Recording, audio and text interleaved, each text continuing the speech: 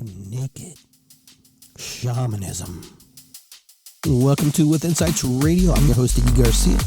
I will take you on a journey across the universe through shamanism, metaphysical, and holistic. So sit back and relax and enjoy the show.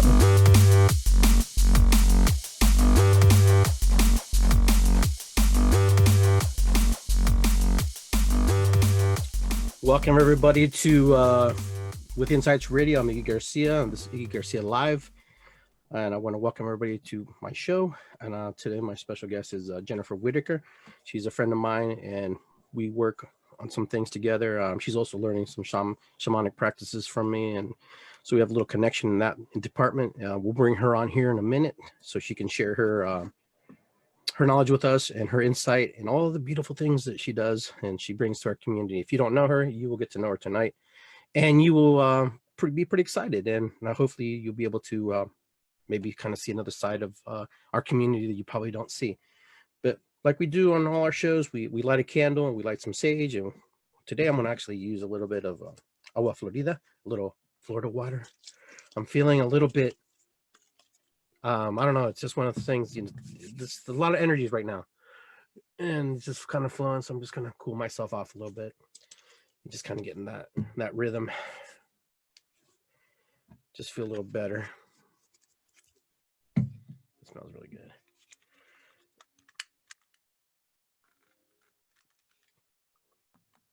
So I want to light a candle, this ancestral candle that we do before every show. I want to give thanks to our ancestors and honor them. And ask for guidance today, because right now we probably need a little bit of guidance from our guides and people who are our helpers on the other side. Not all of them necessarily are helpers, but there are some who do cross in that veil and they give us information and they help us. It's really what you believe, where you resonate. And so this candle is to kind of just hold that space for us. Give thanks to my mom and dad for all the stuff that they passed on down to me and my brothers and sisters and to my kids and my family. I'm going to light a candle. There's lit, and we're going to go with a little bit of sage in Yerba Santa. Light that up today and just kind of build the energy.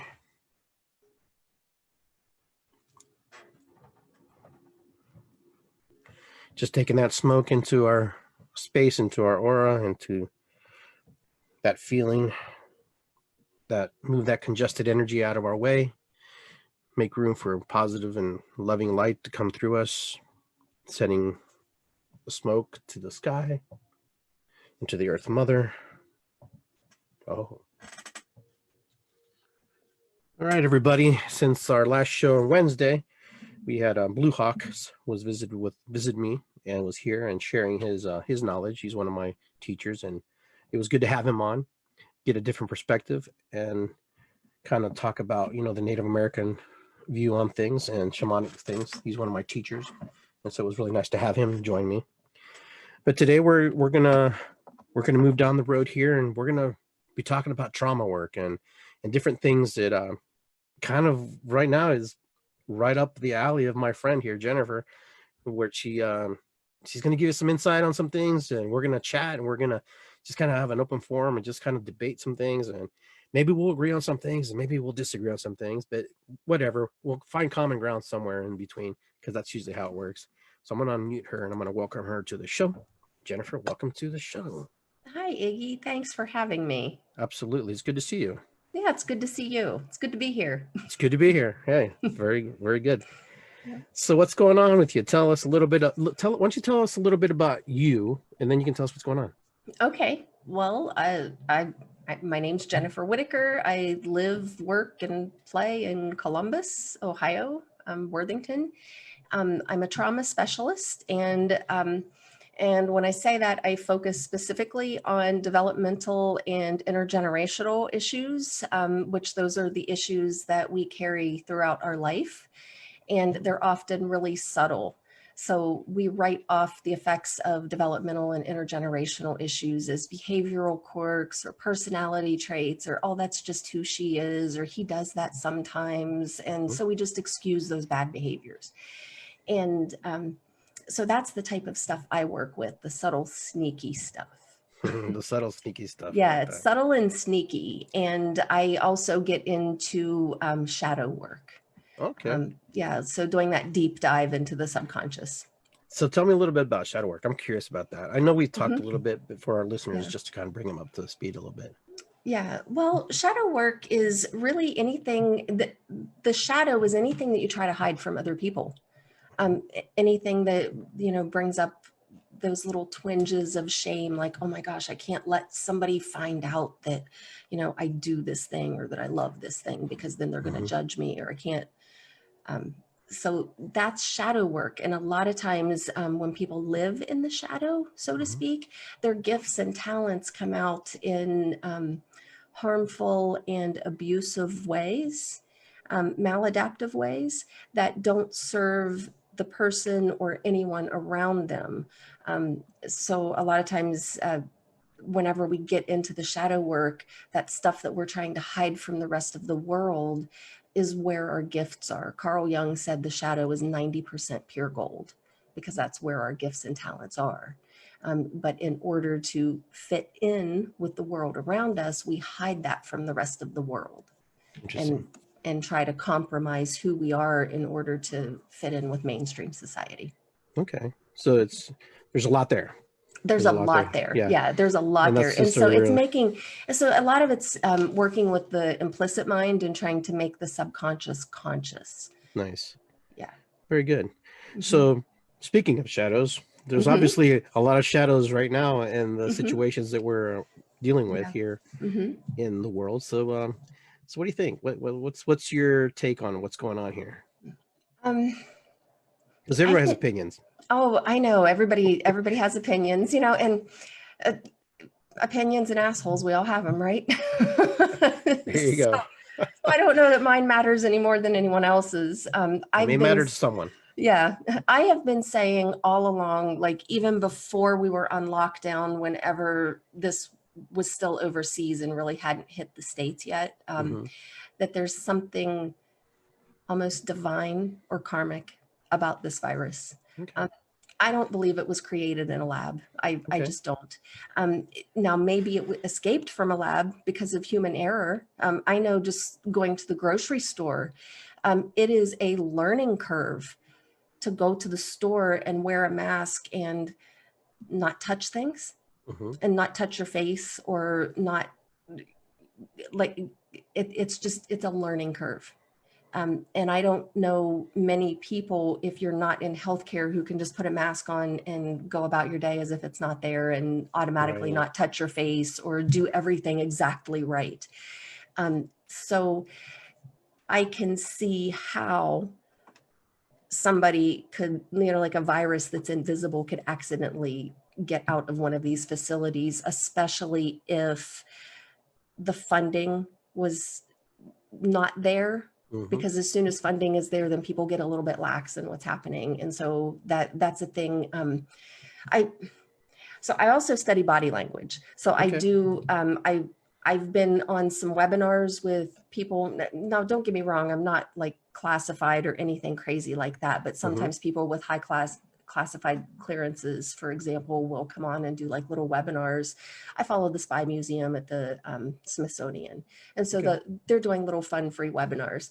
And so just through stuff like that, um, people from the intelligence community will come on and say, like anytime there's a facility like this and the funding goes down or it's in a country where they don't have adequate funding, that's automatically a red flag and they keep their eyes on it because something like this could happen and they've been aware of it for decades and decades. And so this is like a nightmare scenario that people who understand viruses and pandemics have said this is a possibility, and it's finally happened. And the reason I feel like there's something divine or karmic about it is I look back over, I don't know, even the last 10, 15, 20 years, Mhm. and there's been increasing discomfort, not only in our country, but in the world. You see world news, people are complaining about their countries. They're not happy with what's going on. And so there's this global unrest, and people have been crying out for change. And we know that thought precedes form. Thought always precedes form. So you always have the wave before the particle. And Right. so everybody was focusing on what they're unhappy about. So Okay. something divine said, all right, here you go. Here's your opportunity to change. Go to your room, think about what you want, Hmm. and figure out how you can create that on the other side of this. Do you think some people won't change? Do you feel like some people are just going to get stuck? It doesn't really Oh, matter. absolutely. Okay. Absolutely. Because whenever you consider statistically the bell Hmm. curve, Hmm. there are absolutely people when you get into your standard deviations who are just going to be staunch and not able to change, and they're not going to fare so well through this. They're going to end up miserable inside their own head. Yeah. So even after we get the okay to go out and do what we do, and some people Hmm. are going to have a really difficult time, just they're kind of going to go back to old patterns maybe, and then those Hmm. old patterns won't maybe work necessarily. Right. Yeah, Okay. I think that that's definitely a possibility, and there's a shift. There's definitely an energetic shift happening. Okay. Um, and I think a lot of people can feel that. Hmm. I've seen a lot of posts on social media, people saying, has anybody noticed like tingling, or have you experienced any weird sensations in your body since this is Hmm. all and so there are just various random conversations like this happening. Okay. And people going, oh my gosh, I thought I was crazy, like afraid to talk about this stuff.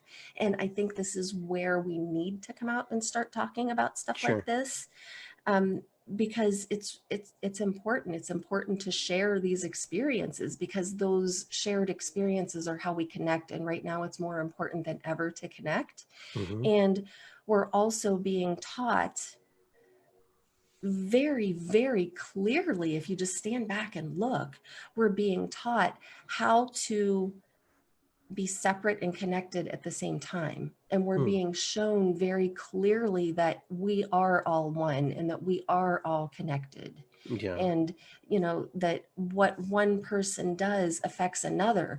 And so that's oh, and I can't believe I'm going to say this phrase, but I'm going to say it. That's the brilliance of this virus. I mean, Okay. because there's almost a brilliance underlying it, because if you just really look at what it's Hmm. asking us to do, it's asking us to go within. And one of the people that I like to follow is Caroline Mace. And she put this in language that is just so, so beautiful that I'm just going to use her language, or her analogy, because I can't improve upon it. She talks about the phoenix. And right now we are watching the destruction of the phoenix. The phoenix is going down in ashes. And we all know the story of the phoenix, that eventually the phoenix will rise up out of the ashes again. Right. So it's the death and rebirth. And you can't birth something new unless you destroy something old. I mean, it's the cycle Hmm. of life. And, even in the Om, the Hindu tradition of Om is not OM, it's AUM, and whenever you put Hmm. it together, it comes out Om. Hmm. And it's 4 syllables, A-U-M, and silence. The silence is considered a syllable, and it represents the creation, preservation, destruction, and rebirth of the cycle. So the silence is the pause. The silence is the rebirth. Do an for us. And Mhm. om. Oh. Okay. Yeah, the om. There's a Yeah.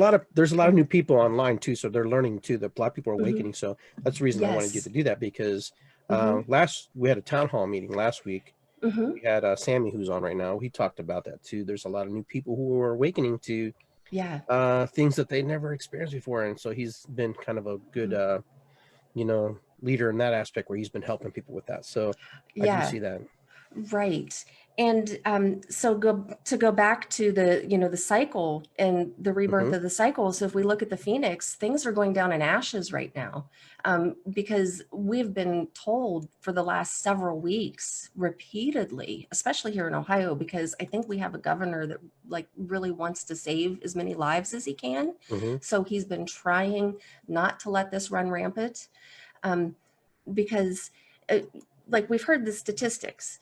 2 to 3% of the people who get this, somewhere in that frame, 2%, let's say it's 2% pass away who get this virus.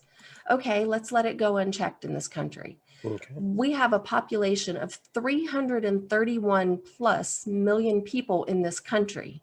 Yes. 2% of that is 6.6, almost 6.7 million people. Yeah. 2% of this country is almost 6.7 million people, on top of everybody who dies from all the normal reasons they would die every day anyway. Right.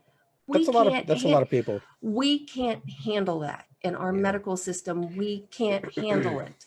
Right. And so that's the danger in letting this run rampant, is what are we going to do with an extra 6.6 million bodies in that short of a period of time?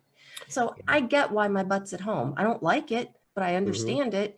And I'm on board, because, you know, somehow we're back to this fight between what's more important. You've got on one hand, people saying the economy and money, and you've got on the other hand, people saying life, not just human life, but life in general, life in general. Like, we're still not sure how this affects animals, and we're still learning how this affects humans. So people are getting angry because, you know, again, all I can talk about is here in Ohio. I'm not watching a lot of the other updates, but people are getting really angry because what Dr. Acton or Governor DeWine or Lieutenant Governor Houston is saying might be different than what they said last week. Okay, we've learned new information since last week. So they're smart enough to change their minds when they learn.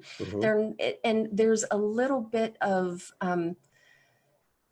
cognitive dissonance, you know, and choosing to say, okay, this is what you said 3 weeks ago. So why isn't it still that? Well, we're learning. We're learning as we go, and we're learning at a rapid rate. So of course things are going to change. And what we're told one day could very well change and be the polar opposite 2 or 3 days later, because we've learned new information. And guess what? We had it wrong the first time we thought it, you know, the first time we were here. So yeah, things are going to shift and change. But where the brilliance of this is society's never going to be the same. We've been told that again. Over and over and over. Whenever we go back out into the world, it's not going to be business as usual. So things are burning and falling away. They're going down with the phoenix in the ashes in the bigger world around us. Now's our opportunity, while we're at home, to go within and look at, what about me? And what parts of myself do I want to throw in the ashes and burn up with that phoenix? And whenever something rises out of the ashes, what do I want to rise out of the ashes on the other side of this? And so that's where, if we're at home, that's where the richness of the work can be. And I'm having, like, I'm trying to learn a new skill. I'm trying to teach myself how to sew. I'm trying to teach myself how to use a sewing machine. I've never done this before. Not really. You know, I've kind of piddled around in the past, and what I've done, but what I've done in the past, whenever I've tried to sew or use a sewing machine, is stand back and say, oh, you show me how to do it. And then by the time I'm done learning, it's all done and I don't have to do anything. And now I actually have to learn to sew. Well, I don't have to, but I'm trying, and it's a slow process. And I'll sit down, and for a few hours one day, I'll work on it. And then I might have 2 or 3 days where I can't focus on anything.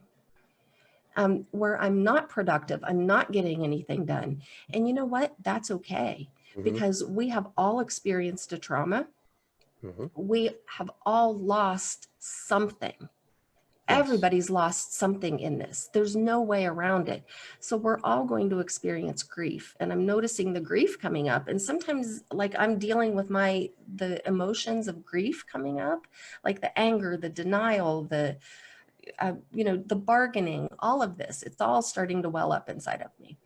And I will take sometimes 2 or 3 days at a time to deal with the emotional aspect, so it doesn't leave that traumatic imprint that I'm going to carry in the future. If I deal with it now, then I don't have to deal with it later.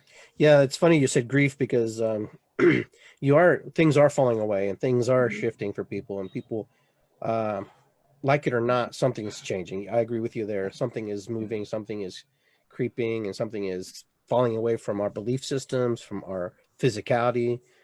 Relationships falling away. new relationships developing too.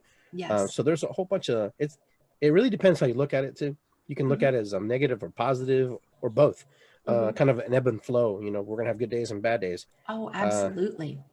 I personally yesterday was just totally wiped out, Hmm. and that's one of the reasons. And I took a nap, and Hmm. there was no drum circle yesterday because I was tired, and I by the time I Yeah. woke up, it was like 10 o'clock. So Hmm. I missed out on that opportunity. But that's what my body, in the past I would have ignored it and just kind of did it, Hmm. gone through it, I would have been fine. But my body was really going, hey, Iggy, I know Hmm. you haven't been doing a lot of stuff, and haven't been super busy, but you're tired because you've been Right. working out a lot. You've been pushing your body to get physically better and in shape, and it taxes your mind a little bit. So your mind is actually a Right. little tired and I've been a lot of thinking, and I'm one of those Hmm. people who likes to be into everything and involved in everything, Hmm. but I haven't really been doing that. And I mentioned that in the last show because I don't know. There's just part of me just like I have to recharge, and there's some new things I need to Right. learn about myself.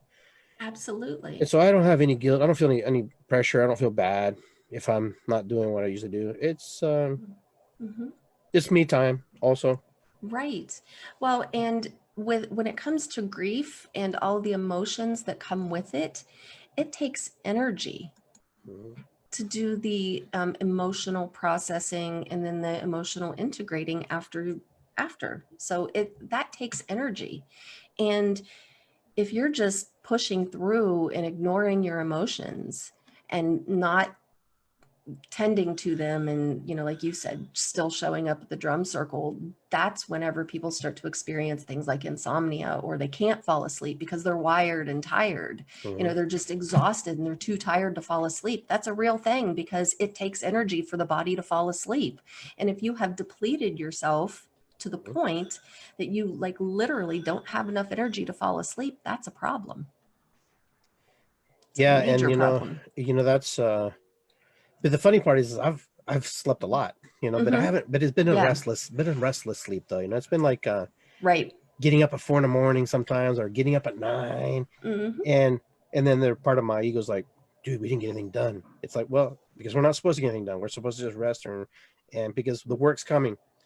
Be ready to work, because when the siren gets cleared, the all clear gets called, you're going to be right back in the flow of things, but you're going to go back with a different attitude, a different feel, a different Hmm. vigor, a Right. different drive. Right. Right. And another thing that I wanted to mention too, when it comes to sleep, a lot of people have been waking up in the middle of the night. I've been having that experience too, where I'll wake up at 4 or 5 o'clock, just can't get back to sleep, wide awake all of a sudden. And research on the brain in the Mhm. last 20, 25 years is basically revealing that our pineal gland is essentially a receiver.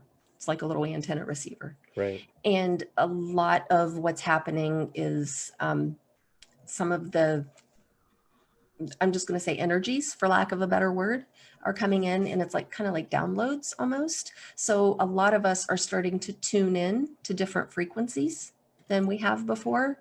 So a lot of people are going to start having new experiences. So for example, one thing that has been a new experience for me is I tend to be more audient. So whenever I get, again, for lack of a better thing to call it, messages from my higher self, or, you know, some people call it God, whatever you want to label that thing, but um, that voice of wisdom Mm-hmm. that lives in everybody's head.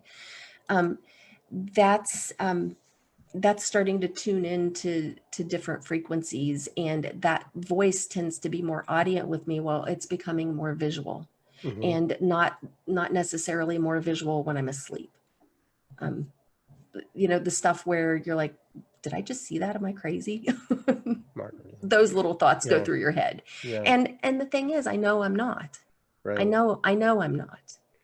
So Yeah. because I've studied this and I've been on this path for a while, um, I've worked with other people that have had similar experiences. I know that this is it's a shift in a frequency that I'm tuning into, essentially. Yeah. It's for me, it's a lot of the martyrism part of my being.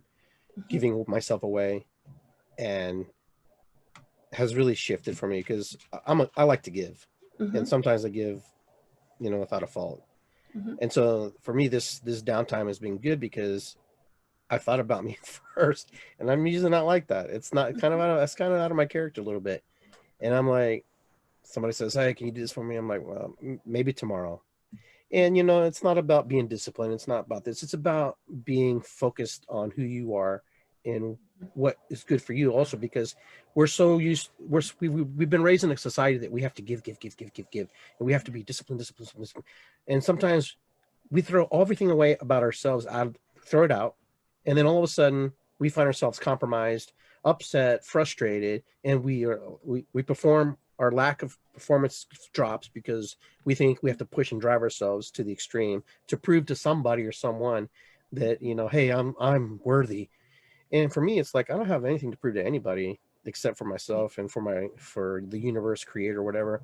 That I'm alive, and I'm grateful for that, thankful for that. That's Mhm. kind of where my heart's been. Like, Iggy, do what's good for Iggy, for Mhm. Ignacio Garcia, because Ignacio Garcia has given, Ignacio Garcia has also received, but now it's time for me to give back to myself something that I have not given to myself.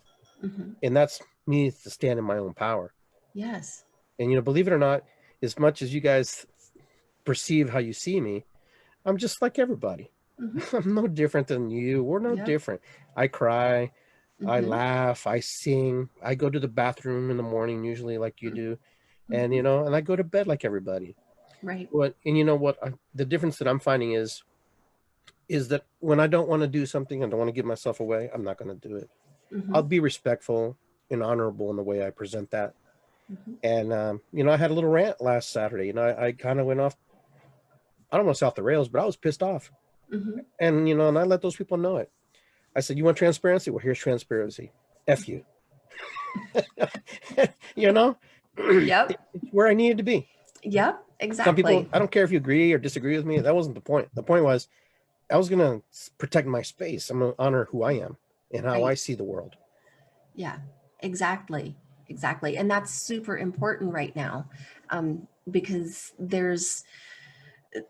it's almost like, going back to what I said about where I see this as being almost divine or karmic. Mm-hmm. This virus has essentially lifted the veil, Mm-hmm. um, because we're it's like we're all in the emperor's new clothes right now. That's a good point. That's a Yeah. very good point. I mean, like really, to some extent, we are, and and we're to the point where people aren't going along with us anymore in order to avoid being ridiculed or shamed or seen as stupid because they didn't see the emperor's new clothes. Like the kids already called it out. Mm-hmm. Like somebody in the crowd's already said, hey, look, you're naked.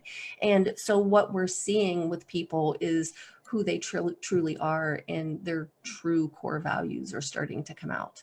And it's actually quite surprising with Mm-hmm. some people who have come across as, like givers or leaders or um, even, like spiritual guru type Mm-hmm. people are showing themselves to be staunch advocates of the economy and not life.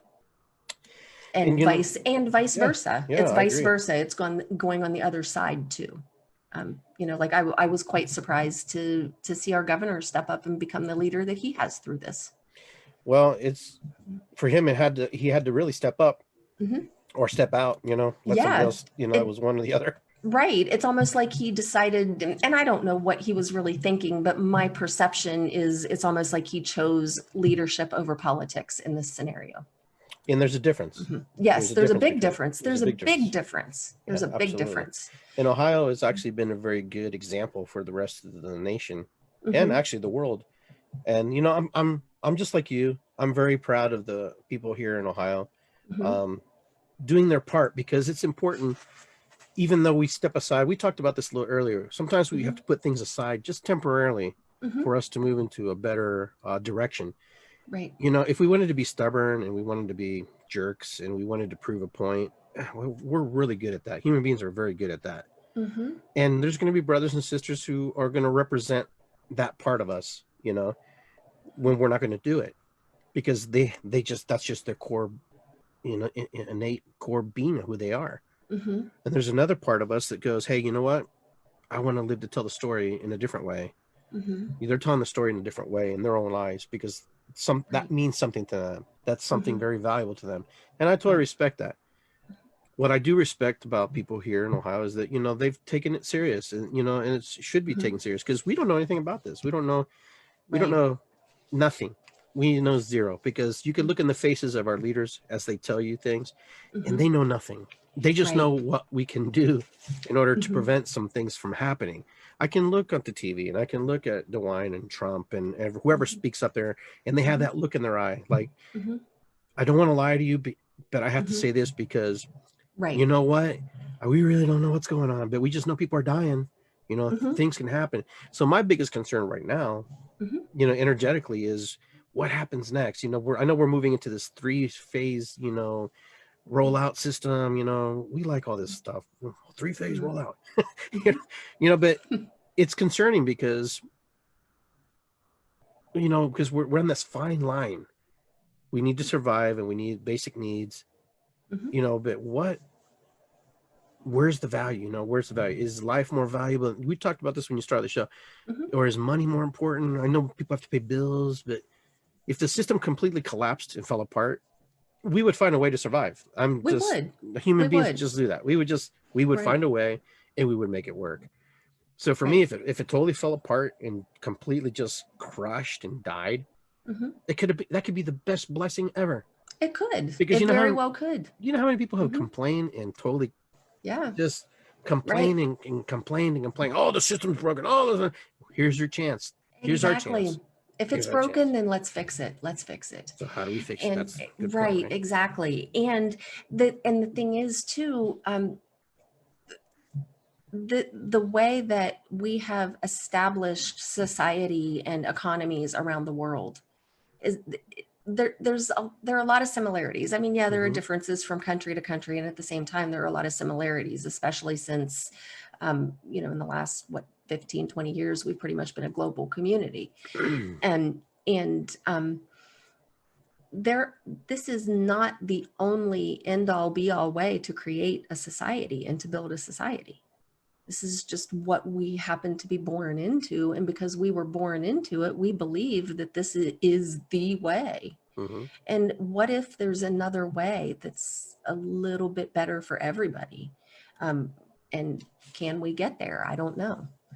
I really don't know. Because what I find most concerning in this situation are the choirs of the me in the Mm-hmm. background. A lot of people, not everybody, but there are a lot of people out there who are focused on me. Mm-hmm. Look what I lost. Look what I have to worry about. Look how this is affecting me. I've got to do this. I can't go to Walmart. I can't get my hair done. I can't get my nails done. I can't go to the gym. I can't blah, Mm-hmm. blah, blah, blah, blah, blah, blah, blah, blah. Oh my God. What a spoiled society we are. And if this isn't showing us how spoiled we are, and people are protesting the loss of conveniences, not rights.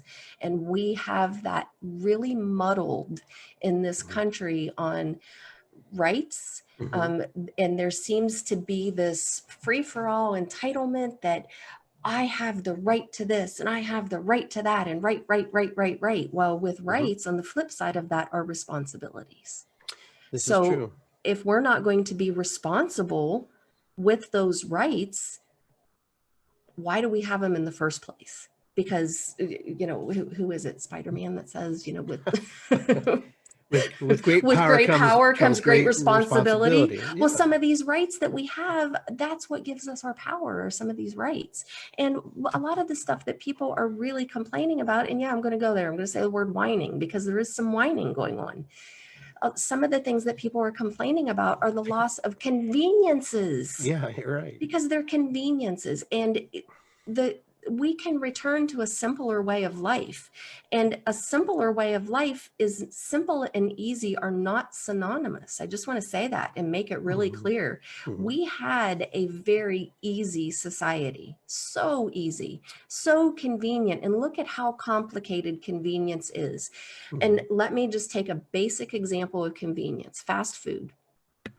Fast food. Look at how complicated it is to make fast food. Fast food isn't even food. There's filler in fast food, in McDonald's sandwiches. It's not 100% ground beef. There's some ground beef in there, but there's a lot of filler in it and there's a lot of crap in it. Sure. So look at how complicated of a process all these factories have to go through, chemical companies to make the filler, because the filler comes from DuPont chemical, which is disgusting, that they put in McDonald's sandwiches, and it's really gross.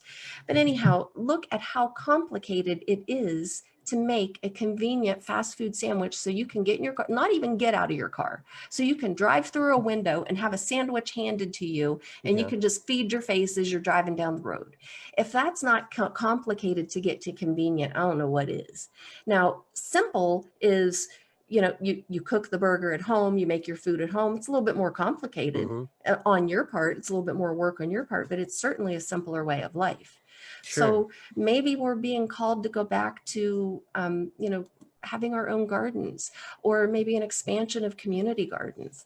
I have a large front yard. I would be happy to put a big garden in my front yard and just feed the whole neighborhood from it, because I have enough in my front yard to feed my whole neighborhood. Right. So, so I could put a community garden right in my front yard. Absolutely. I would be so happy to do that. Although I would like to put a labyrinth in the middle of it. Meditation labyrinth. Yeah, meditation labyrinth. I'd love to have one of those too. I used to have one in my old house. Yeah. But there are so many things. And I know just in the little bit of time, the month or so that we've been in quarantine or stay-at-home orders or safe at home or lockdown, whatever it's called, I've been finding ways to be even more sustainable than I was before. It's a little bit more complicated, but I've been finding ways. I've been seeking them out.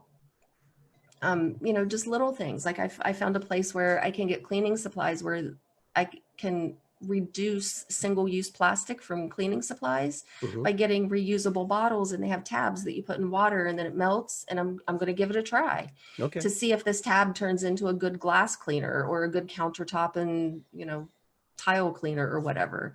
Right. And if I like it, I'm certainly going to tell people about it and say, hey, look, all you have to do is buy these little tabs to replace it. You don't have to buy a new plastic bottle every time. Most cleaners come from derivative of water, so there's part of water in it, so. Right, exactly. So, just little tiny things like that. If everybody did that, imagine the impact it would have. If everybody did just one thing like that. Yeah. I know it's uncomfortable for some people because they've never been in the situation, and I get that, and I understand that. None of us have ever been there. No, this is nothing. This is nothing that anybody in these generations have ever been part of. Exactly. Okay, so it's like, hold on, we're in new territory. Everybody in this together. Baby boomers all the way to Gen X's, all the way to millennials, and everybody's in this. Yeah. And everybody's approaching it completely different and experiencing however they're going to experience it. And everybody's going to tell the story in their own ways, and they're going to express it however they need to express it. And regardless of what happens, when did we close the country down? What, March 12th? Was it March 12th? I don't remember. Yeah, it was something around that time, I believe. And so what is now? It's that April. Was about when Ohio closed down, and I think the country was a week or two later. Okay, so you know what? It's May 17th. It's just a little over a month. So yeah, something like that. This is kind of like a vacation for some people who weren't really wanting one, but they got one. And so here's an opportunity for us to learn some new things. You're learning how to sew. I've talked about the Renaissance, how people are painting, people are creating, crafting. Right. People are writing books. People are doing all kinds of amazing things. Right. There are also some people who aren't doing anything, and that's okay. Yeah. That's all right. Well, and I want to add another little tidbit in. Go ahead. Because some people who, quote, aren't doing anything, it's not because they don't want to do something. It's because they're dealing with their own trauma.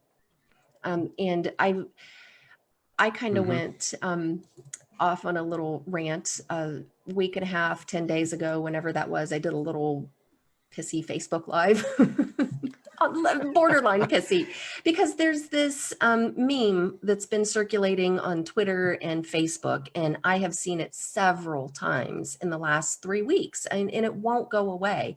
And it's basically saying, if you're, at home in quarantine and you're not learning a new skill or creating, I can't remember the 3 things it said, then it wasn't lack of time, it's lack of discipline. And as a trauma specialist, that just infuriates me, because that is a way to shame people. I agree They're with at you. home struggling. So don't let people, if you're at home struggling with your trauma, first of all, one thing that we are being called to do, I firmly believe, and again, this goes back to that divine karmic purpose. I firmly believe that all of us are being called to get in touch with our vulnerability. So if you are at home struggling with some sort of trauma, be vulnerable right now. We have to be vulnerable, because I can't go to your house and check on you. I don't know what you're experiencing. Now is the time to reach out. Send somebody a text message and say, hey, do you have time for a call? I really need to talk. Or send somebody a message on Facebook, or start a chat with somebody.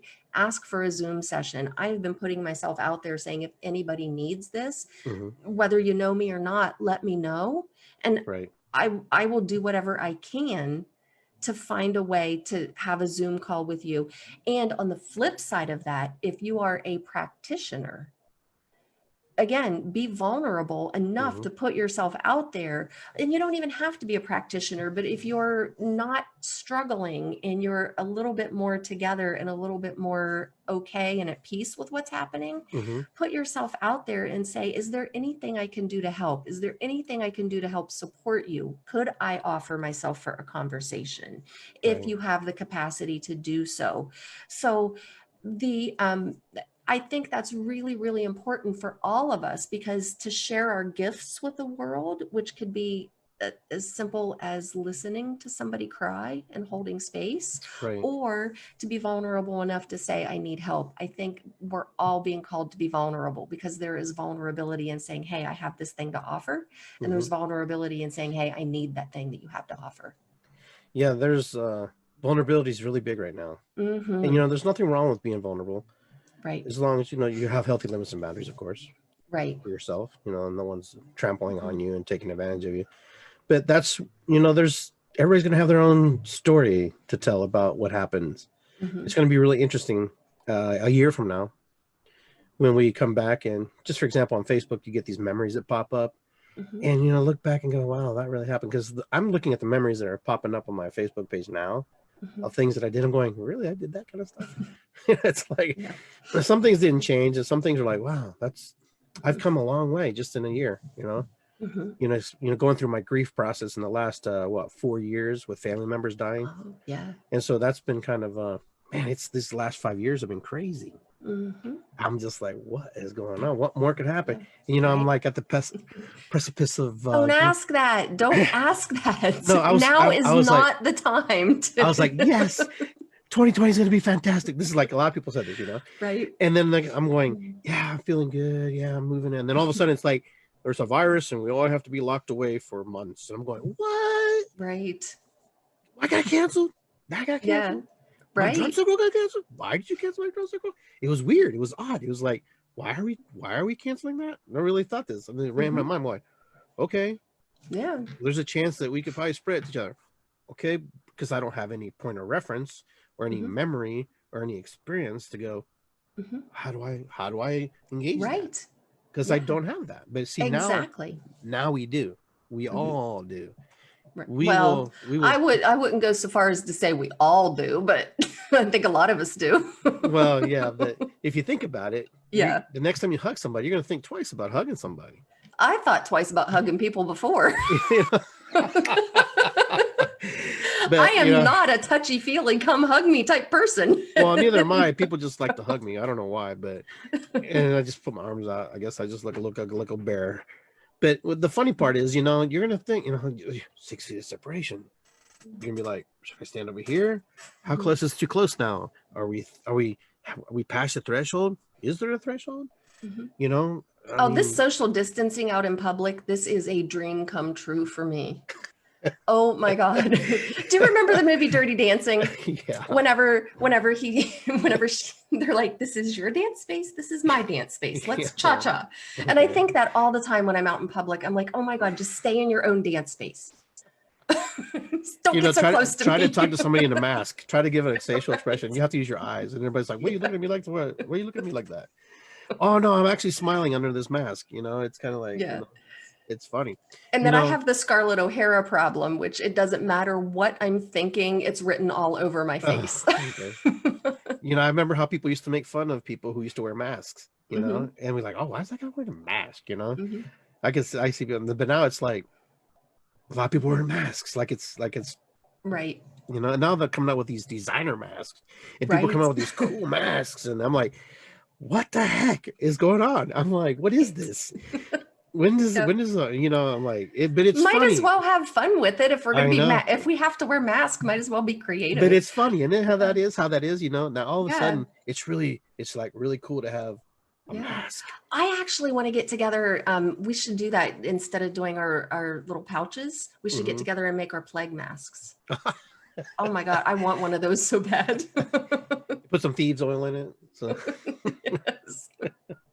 yeah, Yeah. Yeah, I know what I've you're been saying. making my own hand sanitizer too because you Oh, can't find okay. it anywhere. Yeah, yeah, yeah. You know, I posted something and someone posted me about hand sanitizer. Some hand sanitizers stay lit. If you Hmm. put fire to them, they stay on fire. Hmm. Okay. And so some friends of mine, I don't know if they believe me or didn't. So they bought one with aloe vera and one without aloe vera. The one with aloe vera didn't catch on fire. The one that was regular hand sanitizer, just Hmm. your bargain Hmm. sanitizer, well, it caught on fire. It lit.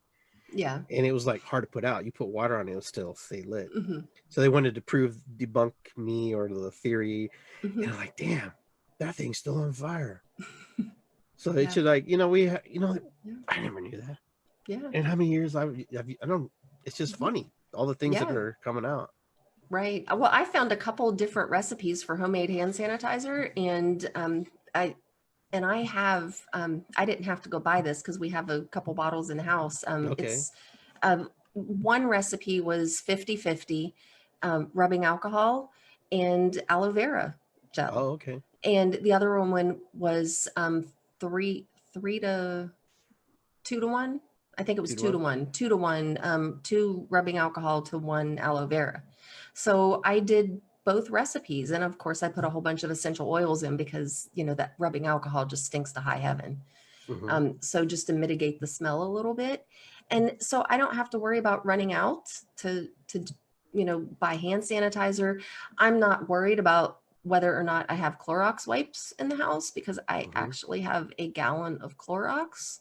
So Okay. it's not that hard to have a little bucket of Clorox water with a rag in it that you just reuse and, you know, dump out because you don't need a whole lot of water. And so, Well, I've been to your it's like office that. and I've seen your Yeah. stuff. Yeah. So there are ways that just because that one product that is not available at the store, like there are ways around that. You Mm-hmm. don't, just because you don't have a Clorox wipe at your house doesn't mean it's the end of the world. I don't have any Clorox wipes at my house, can't find Mm-hmm. them.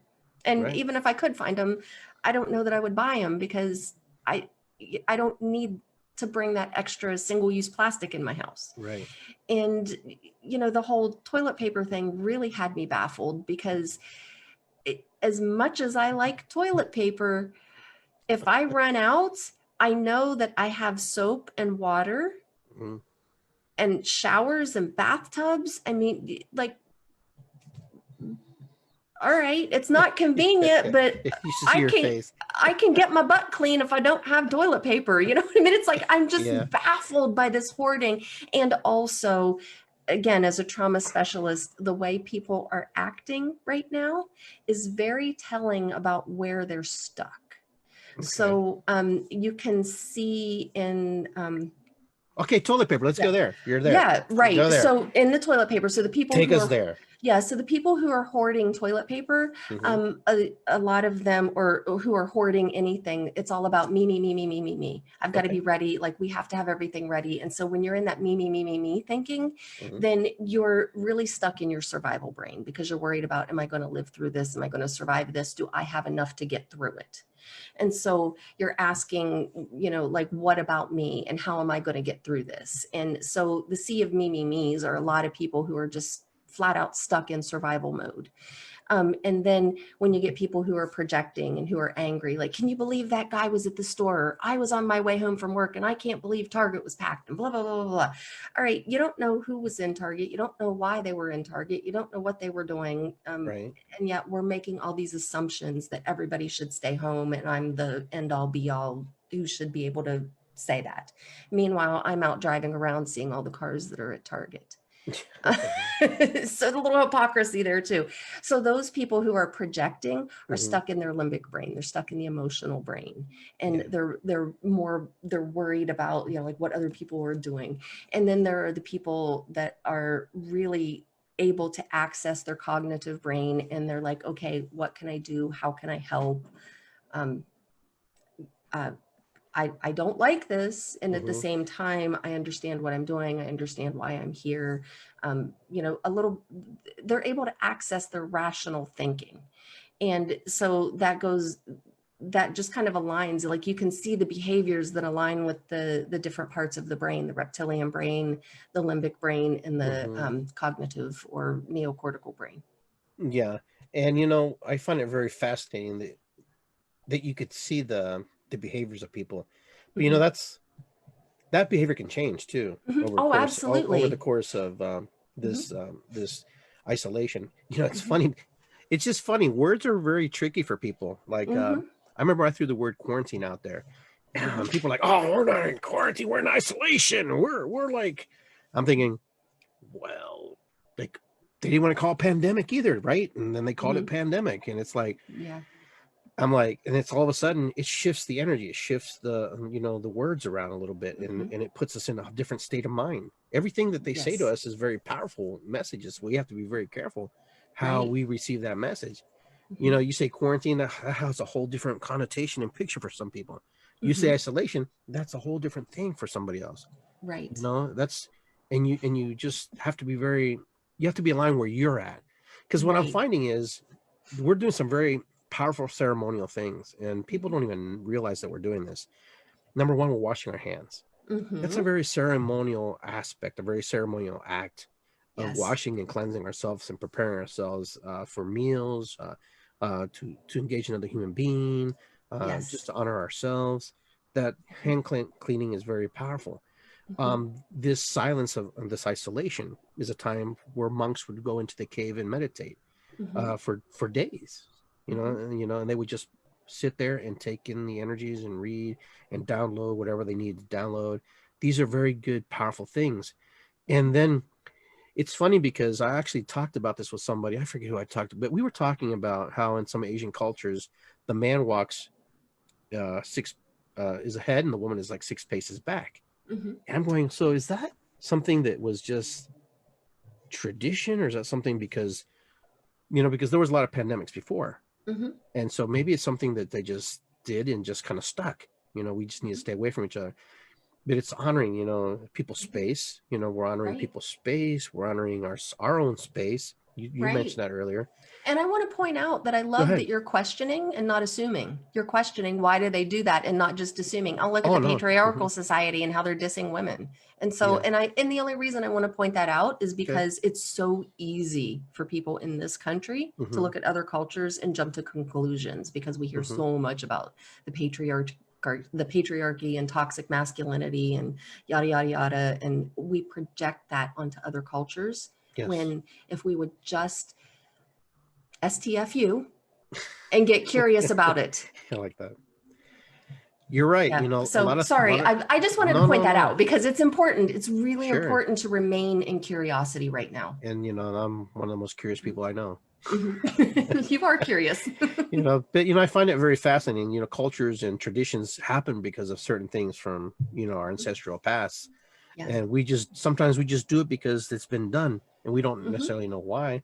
Sometimes Right. there's no answer, but now when you see and you're in this experience Hmm. of this isolation, this quarantine, the separation, 6 feet of distance, Hmm. washing of our hands, washing of our clothes, Hmm. because they record, they say you should wash your clothes as you've been out. Hmm. There's a whole bunch of new type of ceremony that's being created here. Yes. We're in ceremony. You don't Hmm. even know you're in ceremony, and here Hmm. you're doing all these things, and it's very ceremonial. You're Yes. going through purpose. You're going through an honoring of you, honoring Right. your family, honoring all the things that you probably took for granted. The Hmm. things you didn't even think about. And now you're going through this all every day. You're doing this. Everybody, majority of people are doing this, Right. and they don't even know why. They just do it because they're trusting the process. But Exactly. you're honoring yourself in such a great way that you don't even realize when you do this, or Hmm. if someone else in your house is doing it for you, Hmm. whatever. It's just really your people are cooking meals and doing things that Hmm. they've never done on a regular basis. I think I've cooked more dinners here than I've ever cooked in my restaurant. No, that's not true. I cooked a lot of meals in my restaurant, but it's just interesting to find. Hmm. And then there's also a fasting period too. I also find that I've Yeah. been in a fasting period where I don't want to eat anything. Like I'm not Hmm. hungry. Like I am very satisfied to go 8 to 12 hours of having something to eat. Hmm. I don't feel like I have to eat because I need to eat. Oh, it's 5 o'clock. I need to eat. No, because that's an old traditional way. Hmm. I find myself doing some things that I didn't really think about before. Yeah. It's really interesting. I don't Yeah. know. How And about you? What are you finding? yeah, I'm finding similar things too, where I'm spending more time washing my hands, being more attentive to it. And again, like you said, just doing different things around the house. I'm taking more breaks for myself. I'm being easier on myself. I'm catching my mind. Oh, Um, okay. yeah, so just catching myself. So going back to me teaching myself how to sew. Mm-hmm. Holy crap, last Saturday was not a good day. I spent most of the day sewing, back and forth at my sewing machine. And if if you were a fly on the wall that day in my house, you would have a hard time believing that I have a spiritual life and a spiritual practice. I used an exorbitant amount of sentence enhancers. Um, we'll call them. And yes, absolutely. A lot of F words flying out of my mouth that day. And, to the point where a couple times I had to get up and go outside and walk around and clear my head so I could settle my emotions and come back to it. And so honoring those emotions and taking those breaks, Mm-hmm. because there was a time in my past where I would have been frustrated, but I wouldn't have left until the job was done. Okay. I there's no way I would have gotten up from that sewing machine and walked away for an hour or two and then come back to it. And so I can see my growth over the years, and I can see the wisdom in stepping away from it. I can see the wisdom in noticing when my mind is starting to go off the rails, because when my mind was like, okay, I'm so frustrated because I don't understand this machine, and it's really old, and Mm-hmm. it's a crappy brand sewing machine. Like, you know what I mean? It's not a good one. I know it's not a Okay. good sewing machine. Um, but I don't sew, so I didn't think I needed a good one. Right. Anyhow, so when it shifts from I don't understand the sewing machine, I'm catching myself when it shifts to, oh, you're too stupid to do this. You can't Okay. learn this. What are you doing? That's Mm-hmm. my cue to do what I tell my clients to do all the time, and that's practice the pause. I noticed the shift in my self-talk, and that was okay. Put your hands on the table and push. You got to get away from the sewing machine for a little bit, because Mm-hmm. it's not because I'm stupid. I'm trying to learn something new, and I don't have the motor skills and the muscle memory to do this well yet.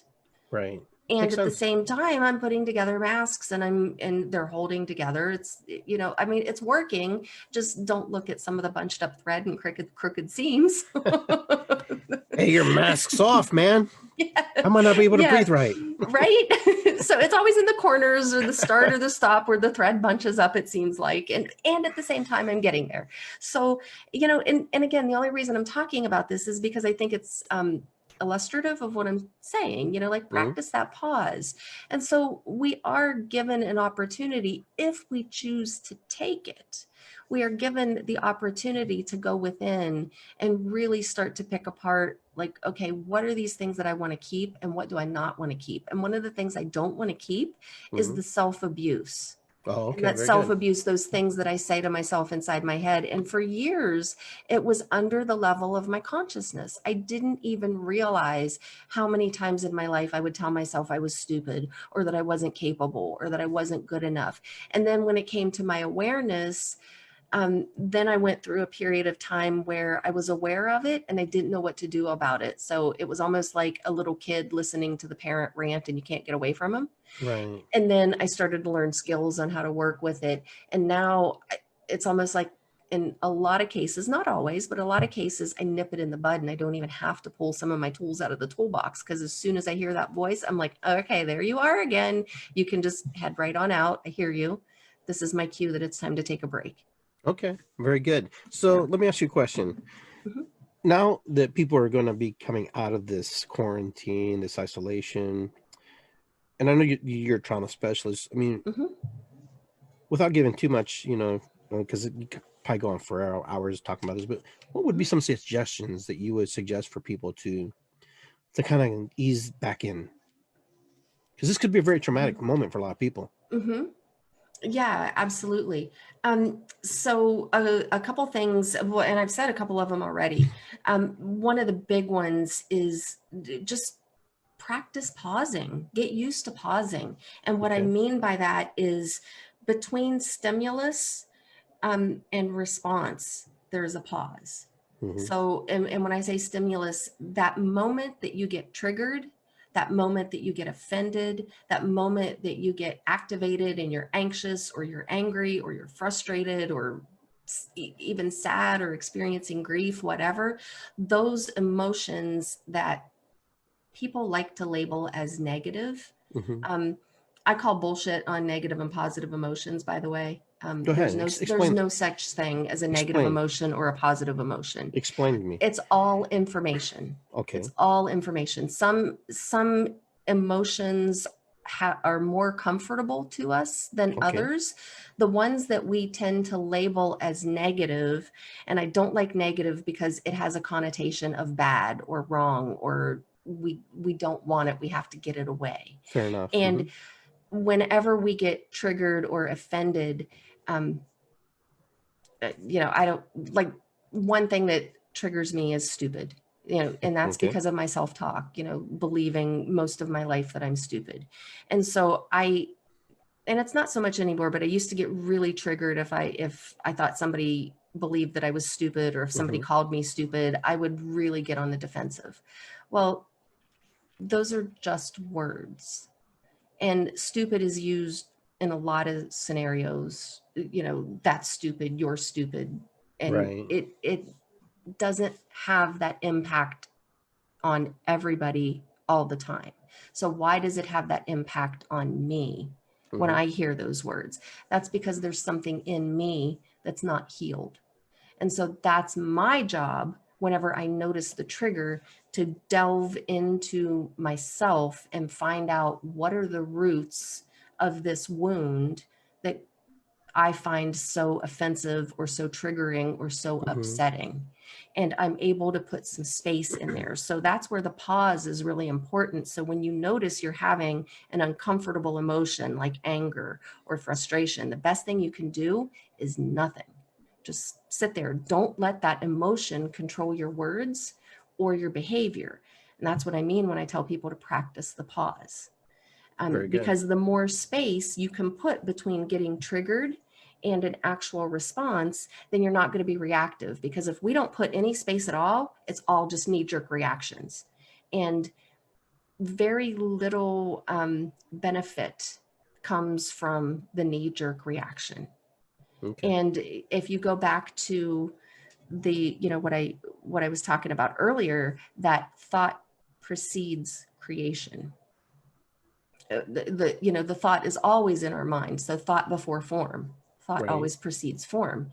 So if that's the thought, then what you're bringing into form Is that really what you want to bring into form? So that's why it's important, because if we're reactive, then we have no control whatsoever of what we're manifesting in our life, and we are constantly stuck in victim mentality. So if you don't learn to practice the pause and actually come to a response rather than a reaction, then you have, to some extent, like you're out of control creating what's happening in your life.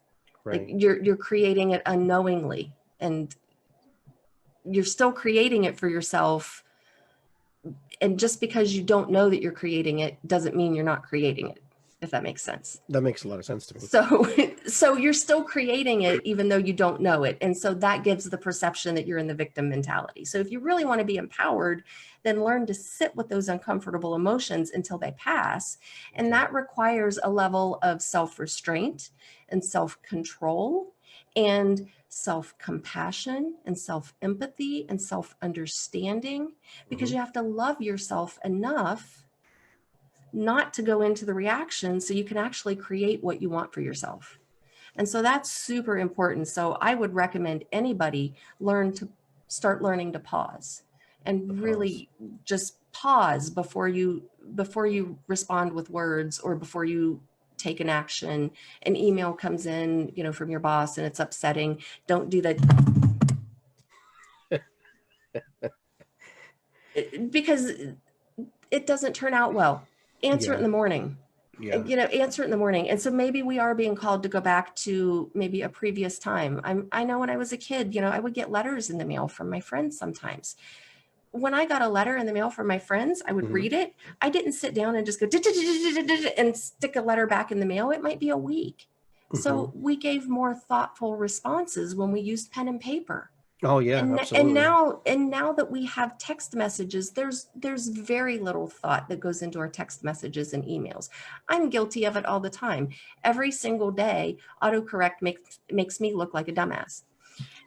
Because I get in a hurry and I will send a text message or a personal message on Facebook or something, and I won't go back and reread it. And then I'll read it after I send it. And then I'm like, oh, sorry for the typo, or I meant this instead of this. Well, if I would have just taken the time to begin with.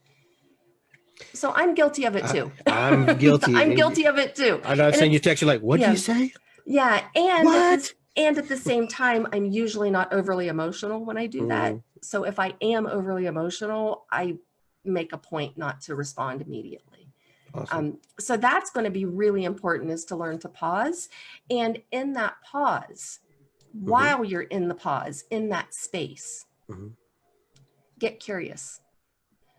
Because curiosity is the antidote to judgment. So exactly what you were saying earlier, I saw this woman walking, 5 or 6 feet behind her husband, and I was curious, what's that about? Instead of automatically judging and assuming, oh, that's because it's a patriarch, and so there are so many judgments we could come to, or he doesn't value his wife, or she's not good enough to walk by his side. Okay, whatever, project your judgments out, but just know that that might not be the only possibility. And the more possibilities that you can see, then the more curious you get. You're like, oh, what if it's this? Or what if it's that? Or what if it's this? And then you realize you don't freaking know what it is. And then your judgment just flits away. It just kind of dissipates. So remain curious would be the next thing I would say. Awesome. And be as curious as you can about this virus, not judgmental. Because, oh my gosh, there's so much judgment going around. So much. I'm sure I'm guilty at some point or another. Yeah. And like all of the conspiracy theories and the hoaxes. Yeah. Okay. I think some of the conspiracy theories, there is something to it. Do I think they're related to the coronavirus? No, I don't. I'm having a really hard time seeing any conspiracy theories that make sense that are related to this virus. People are meaning-making machines, and that's a problem. Because humans have to give meaning, and they have to make everything mean something. And so I'm going to go back and reference Caroline Myss again.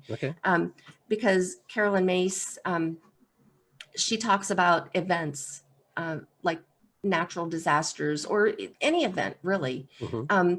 So a tornado, a hurricane, a flood, this virus, it's not personal, people. I'm sorry. This is not personal. This is not about you.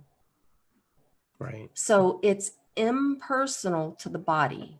However, it is intimate to the soul. And those are her words: impersonal to the body and intimate to the soul.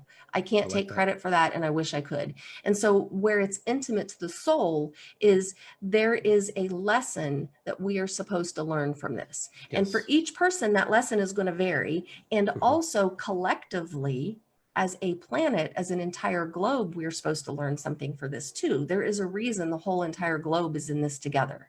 Absolutely. Because we're supposed to level up. We're supposed to find a way through this together, and realizing that we are all one and that we are all connected, and that these borders are part of the illusion. Right. And so if we can look at this going, okay, this virus is coming and it's not about me. However, there's a lesson that my soul needs to learn. And I'm so not a religious person or a Hmm. biblical person, and I have been reflecting on the Bible more than I ever have in my life since this has started. Hmm. Because, set religion aside, I still call bullshit on organized religion. Sorry, guys. I just can't. I can't have somebody tell me how to worship. I just, or how to think in terms of, spirituality. I can't have somebody tell Fair me how to enough. do that. Yes. So this virus is taking me back to some of the things that we have read or heard about in the Bible, Hmm. because we hear of these devastating stories in the Bible, Hmm.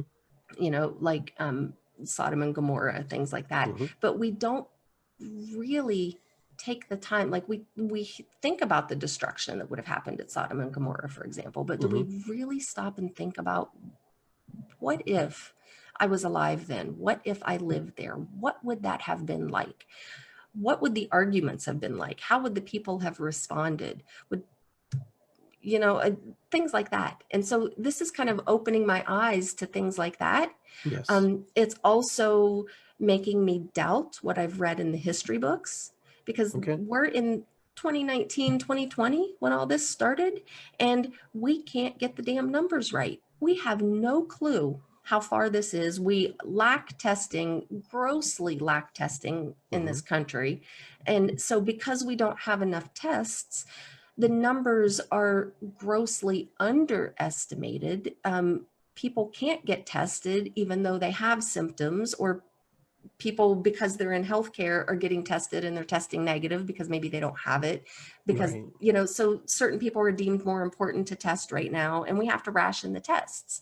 So we don't really have a grasp on what's going on, and yet we have some of the best record keeping that we've ever had as a species. You know what I mean? Like, Right. we're in the age of information, and we don't know what the F is going on. Yeah. So when I look back at stories about the plagues, or even stories of the Holocaust, which was something totally different, it wasn't a virus. Hmm. Like, I'm not sure I believe any of those numbers anymore. Hmm. I'm really leaning toward all of those numbers were grossly underestimated in the history books. Yeah. Um, I have to agree with you a little bit because, like you said, you know, yeah. we don't know. So when we started the show, we don't know what's out there. We know what's going on, Hmm. but we do know that something's happening, Yeah. and it's forcing us to look at life Exactly.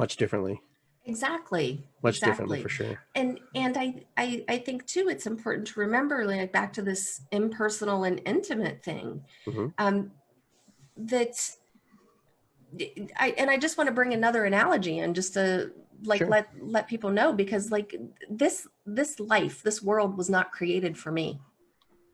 So it's not personal to me. Like, I'm lucky enough to be here, but it wasn't created for me.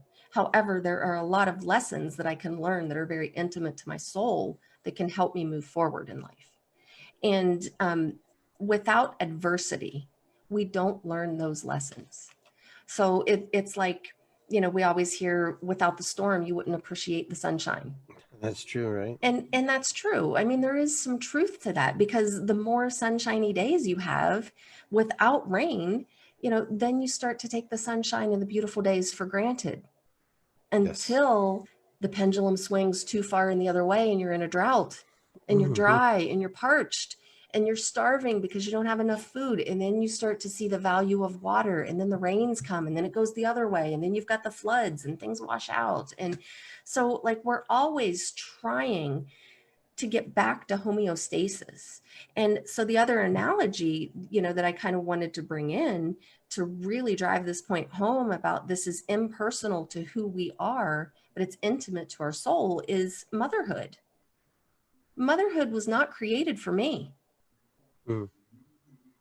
Like billions of women before me had babies, and billions of women after me Yes. have babies. It's Right. not about me. Okay. However, some of the most intimate lessons my soul has learned in this life have come through being a mother.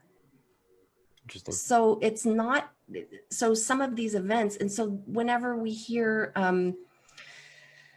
the Four Agreements, Ruiz, is that his name? Yeah, I know who you're talking about. Yeah. Yeah, Mhm. like, so don't take anything personally. That's what he means. And Mhm. so anytime something like this happens and we go into this, oh, why is this happening to me? Why me? What did I do to deserve this? Mhm. It's almost like you're not trusting the divine that exists within you. Okay. It's like basically, and I don't really like the term God just because of the connotation of, some dude. I don't believe God is a dude. Okay. I'm just going to say that. So I don't believe God is a person. Okay. I believe God is a force. That's for another show. Yeah, that's for another show. And so that's why I tend to use words divine, like the divine or something, That's why but I say. That's why I say universe. So. yeah, right. So yeah, and so some of these experiences can really, really propel us forward and help us learn if we can start to listen to that voice. And and we hear this from the Bible that the Lord works in mysterious ways. Yes. So maybe this is one of his mysterious ways. And again, if you look at the Bible, look at how many disasters Mhm. God has used to wake people up. Yeah, this is true. I mean, this is nothing new. And what we are experiencing is of biblical proportion, even more so than what's in the Bible, because none of the events in the Bible, they happen to regions, but never the whole planet at the same time. Yeah. Never. The only one that probably they mentioned was the flood. And that's about it. But that was a region too. But that was a region. That didn't Yeah. happen over the whole, Yeah. like not Right. every, when the Bible was written, we didn't even know about North America. We Right. didn't know about, or the Americas. Right. You're right. You're right. So we didn't When know you when those you when you existed break it back down, then. and get the historical Yeah. pattern, yeah, yeah. Right. That's So there were a lot of people on the planet who were on dry ground whenever the flood happened. And that's And for another show too. so, We can get real deep into those. I'm really good at that stuff too. So we're running out of time here real quick, but I wanted to give you the opportunity to give some closing statements, something you want to share with everybody before we go back to our isolations. yeah, I think the one thing that I would just reiterate is be easy with yourself and practice the pause and get curious. Those are things to remember. And when I say be easy with yourself, if you're struggling with trauma, be gentle with yourself. And if you don't feel like doing anything, that's okay. Because some days that's what we need. And Absolutely. so, and now is a good time to learn not to compare ourselves to other people. Now is a good time really to reflect on, gosh, who do I want to be? Because this might be the best do-over ever, people. That's a good point. I mean, my goodness, we're getting a do-over. Mm-hmm. Awesome. I can't count the times I've said I want a do-over. Here we are. And here we are. We all manifested it, didn't we? Yes. We just manifest a little weird. Yeah. Well, and Again, right. And again, let's all get sick and die. Without adversity, there is no growth. This is true. There isn't. I mean, like, Right. we don't learn and we don't grow. If you don't make a mistake, you don't know how to Mm-hmm. fix the mistake. So, like, perfection is a myth. Mm-hmm. I like that. Yeah, Very it good. really is. And I think this is a great opportunity to examine what we value, because what we valued a month ago, we're realizing isn't essential. It doesn't matter. Yeah, that's a good point Like, too. it really doesn't matter. I mean, the things that people would run and do to get their nails done or go shopping and buying Mm-hmm. clothes and, retail therapy. It's like, we don't have that now. And you know what? Mm-hmm. That's okay. And maybe life would be a little bit better with less of it. Yeah, yeah, I agree. Um, My friend Jennifer Whitaker, guys, and she Thank you. I'm glad you came on. I'm glad you Mhm. spent some time with me and with everybody who's on the Facebook live feed there. And I hope you Thank you join me for again. having me. I Yeah, yeah, will. yeah. I I really will. enjoyed talking and hanging out with you. Mhm. And yeah, just be safe. Stay home. I am. I am. Although I have to get cat food. My cats are almost completely out. So Well, you know what I'm saying. I'm gonna have to put on my scuba suit and All go to the right. grocery store. Beautiful. I really appreciate you. I really care about you. I'm glad that you were able to spend some time with me, since I know we work together sometimes on some other things, and haven't been able to see you or anybody really in person. Mhm. So it's nice to bring my friends to this format and share their insights with us. And that's why my show is part of With Insights Radio, and Iggy Garcia Live is part of that. And I hope to see you soon. And I hope that maybe one day you could have a show on my network. All right. Okay. Thank you. We'll see you Thanks, soon. Iggy. All right. You have a good evening. Mhm. All right, everybody. I just want to say thanks to Jennifer for being here with me. And I hope that you got some information, some tidbits out of that. Remember, she's said be curious and hit that pause. That pause is a very powerful tool for us to, just do some reflection in there.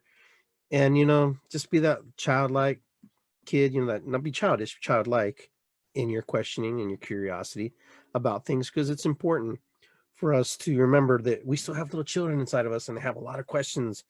And sometimes when we come asking questions, it can come across like a kid asking a question, because we still are just little kids in grown-up suits, and we're trying to grasp all the things that are happening. And we're not going to get it all right, and that's okay, but we're going to do our best.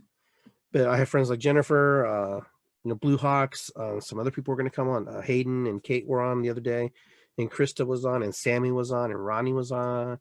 Other people who've been popping on, and I bringing on. These are people who I work with. These are people I care about, people I love, and people who I cherish very deeply, because they bring to the world something that I can't share with the world. I can share what I can share, and they share what they can share. They share their pieces and their little golden nuggets through me, with me, and together we just make this a better place. So I hope you really truly enjoyed this time. Let us know. Send us a message. Look up Jennifer on Facebook. Friend her. Get some more information from her. And let's do this. Let's just get through this one day at a time. Do what you need to do and be in alignment. Healthy limits and boundaries for yourself. And guys, I will be drumming tomorrow. I promise. I promise that. So with that, I want to say it's good to be here. Ho'oponopono, matakuyasin, ho irisikwi, namaste, all the things that you are in alignment with, the universe, God, whatever it is. And if there's nothing, fine. I want to just say thank you for being people I'm going to bring on, even when this thing's over, we're going to keep doing shows and doing stuff. All right. Peace out, guys. Take care. Much love. Take care. I'll see you guys next.